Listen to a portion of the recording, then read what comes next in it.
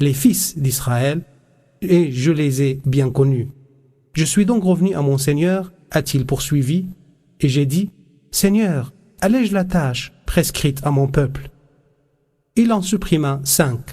Je suis revenu à Moïse et lui ai dit, il en a supprimé 5. Il a dit, ton peuple ne supportera pas ça. Retourne donc à ton Seigneur et demande-lui un allègement. Et il est de poursuivre, je suis resté ainsi à faire l'aller et le retour entre Dieu le Tout-Haut et Moïse, que la paix soit sur lui, jusqu'à ce que Dieu dit, ô Muhammad, ce sont 5 prières par jour et nuit. Chaque prière se comptera pour 10, ce qui fait 50 prières par jour.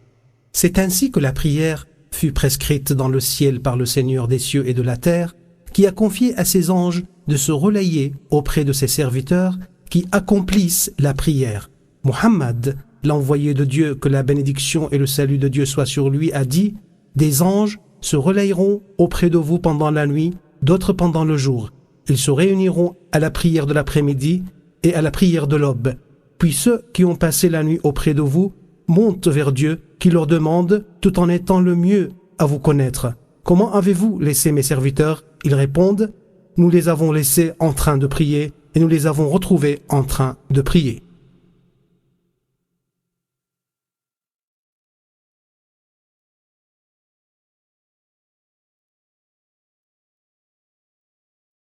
La prière.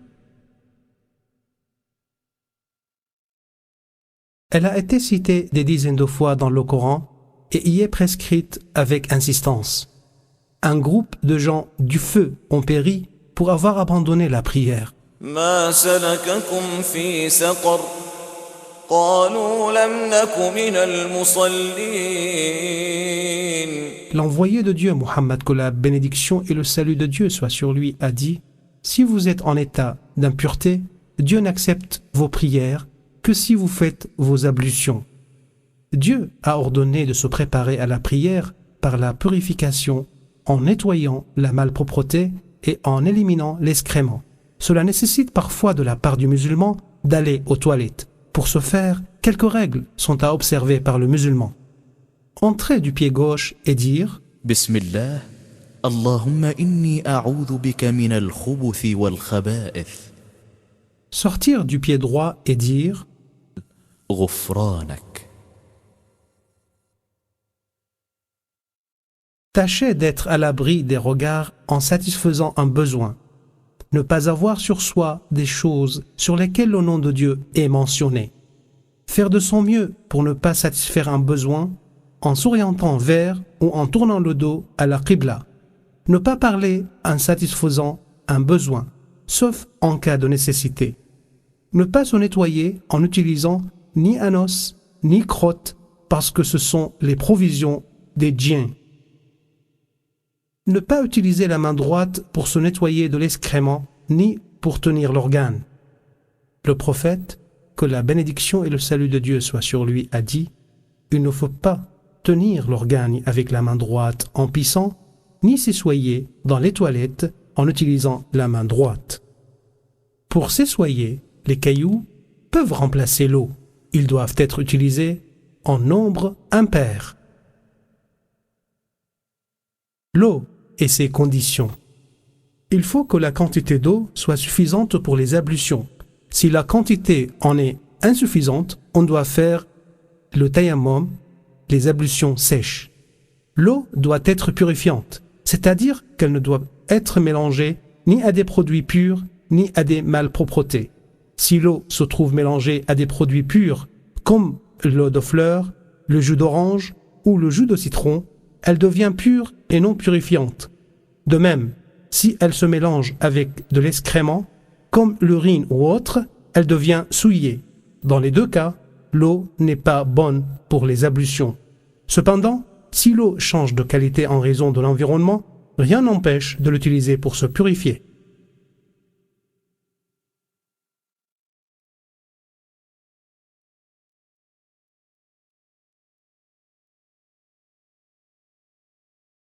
Les ablutions, c'est la purification moyennant l'eau du visage, des mains, de la tête et des pieds.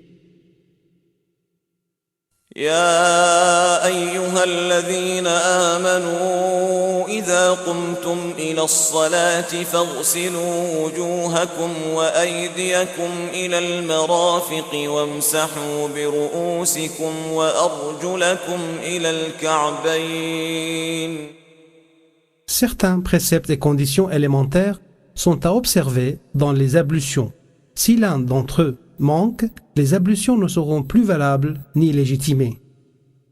Isbar, ou rinçage des membres avec abondance. Le isbar ne signifie pas l'usage inutilement excessif de l'eau dans les ablutions. إنه لا يحب المسرفين. Tâche, mon frère musulman, de ne pas gaspiller l'eau. D'après Anas bin Malik, que Dieu soit satisfait de lui, le prophète, que la bénédiction et le salut de Dieu soient sur lui, utilisait pour se laver un sa' et pour les ablutions un mad. Or le mad est une unité de mesure équivalent à 3/4 de litre environ et le sa' est une unité de mesure qui vaut 4 mad. Mon frère le musulman, sache que l'intention est une condition sine qua non dans toutes les pratiques cultuelles pour la recherche de l'agrément de Dieu et la soumission à son pouvoir. Le siège de l'intention est le cœur et non la langue. Le prophète Mohammed, que la bénédiction et le salut de Dieu soient sur lui, dit « Si je ne craignais que ce ne soit pénible pour ma communauté, j'aurais astreint à ses membres de se curer les dents avec un nettoyant à chaque ablution. » Mon frère le musulman commence par le lavage des mains jusqu'au poignet avant les ablutions, c'est une sunna. Au réveil, il est recommandé de se laver les mains 3 fois jusqu'au poignet. Le prophète, que la bénédiction soit sur lui, a dit « Quand l'un de vous se réveille, il ne doit pas plonger les mains dans le récipient avant de les laver 3 fois, car il ne sait pas où elles se trouvaient pendant son sommeil. » الحمد لله الذي أحيانا بعدما أماتنا وإليه النشور.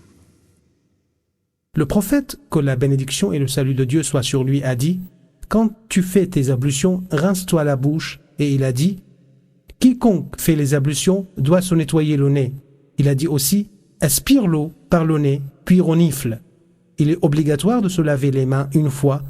Le faire davantage relève de la sunna.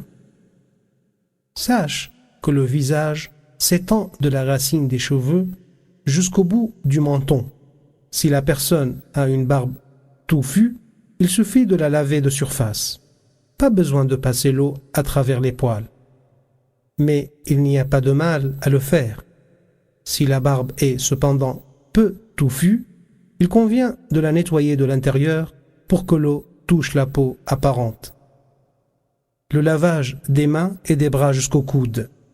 Le coude se situe entre l'humérus et l'avant-bras. Le prophète, que la bénédiction et le salut de Dieu soient sur lui, dit « Si tu fais les ablutions, fais pénétrer l'eau entre les doigts de la main et du pied. » Il est de la tradition du prophète de permettre d'essuyer le plâtre en mouillant d'eau les mains et en essuyant une seule fois tout le plâtre.